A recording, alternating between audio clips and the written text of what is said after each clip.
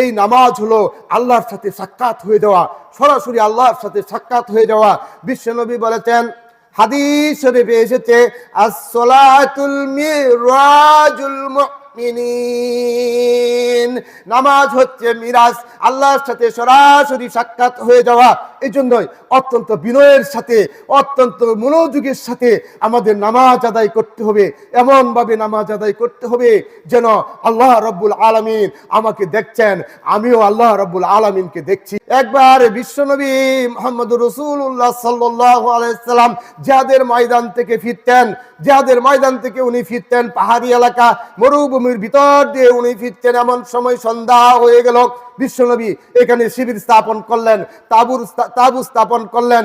গভীর রাত, দুজন সাহাবীকে দায়িত্ব দেওয়া হলো, হযরত উমর এবং হযরত ইয়াসির রাদিয়াল্লাহু তাআলা আনহু, তাদেরকে দায়িত্ব দেওয়া হলো রাত জেগে এই মুসলমান শিবিরকে পাহারা দেওয়ার জন্য। হযরত উমর, হযরত ইয়াসির গভীর রাতে সেই মুসলমান শিবিরকে পাহারা দিচ্ছেন। হযরত উমর বলেন, ও ভাই ইয়াসির, তুমি একা একা পাহারা দেও, আমি একটু ঘুমাই। হযরত ইয়াসির রাদিয়াল্লাহু তাআলা আনহু একা একা পাহারা দিচ্ছেন। এমন সময় একজন কাফির বেদুইন, একজন শত্রু এসে দেখলো যে মুসলমান শিবিরের কাছে কি যেন দাঁড়িয়ে আছে। তখন সে একটা তীর ছুঁড়ে মারল, হযরত ইয়াসিরের বাম হাতে এসে তীর বিঁধল। হযরত ইয়াসির বললেন, আমি এমন মনোযোগের সাথে নামাজ আদায় করতেছি, আমি শব্দ করলাম না, আমি নড়াচড়া করলাম না। একটু পরে আরো একটি তীর মারলো সেই কাফের বেদিন। তখন সেই তীরটি এসে হযরত ইয়াসিরের পায়ে এসে বিঁধল। হযরত ইয়াসির টু শব্দ করলেন না। পরক্ষণে হযরত ইয়াসির বলেন, আমি এমন মনোযোগের সাথে নামাজ আদায় করতেছি, নামাজে এমন মজা পাচ্ছিলাম, কিন্তু পরক্ষণে আমার মনে হলো আরেকটি তীর যদি এসে আমার বুকের ভিতরে বিঁধে, তাহলে আমি বিশ্বনবীকে দেখে দিতে পারবো না। তাড়াতাড়ি উনি রুকু সেজদা করে উনি নামাজ শেষ করলেন। তখন তাই এই রুকু সেজদা দেখেই সে কাফের বেদুইন পালিয়ে গেল। এইভাবে অত্যন্ত মনোযোগের সাথে আমাদেরকে নামাজ আদায় করতে হবে।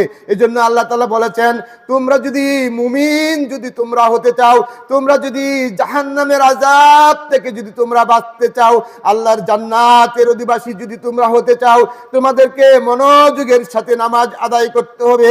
আমার ভাইরা, আমরা যদি মনোযোগের সাথে নামাজ আদায় করি, অত্যন্ত এক মনে এক চিত্তে যদি আমরা নামাজ আদায় করি, নামাজের তাদিলে আর কানগুলা যদি আমরা মেনে চলি, তাহলে আল্লাহ রব্বুল আলামিন বলেছেন আমাদের চরিত্রকে ভালো করে দিবেন, মন্দ কাজ থেকে আমাদেরকে হেফাজত করবেন। আল্লাহ রব্বুল আলামিন কুরআনুল কারীমের ভিতরে বলেছেন, ও আদম সন্তান, শুনো শুনো, ইন্নাস সালাতা তানহা আনিল ফাহশাই ওয়াল মুনকার, নিশ্চয়ই নামাজ মানুষকে অশ্লীল কাজ থেকে, খারাপ কাজ থেকে বিরত রাখে। এই জন্যই আমরা যদি মনোযোগের সাথে নামাজ আদায় করতে পারি, আল্লাহ রব্বুল আলামিন আমাদের জীবনের সমস্ত গুনাহ মাফ করে দিবেন। আমাদের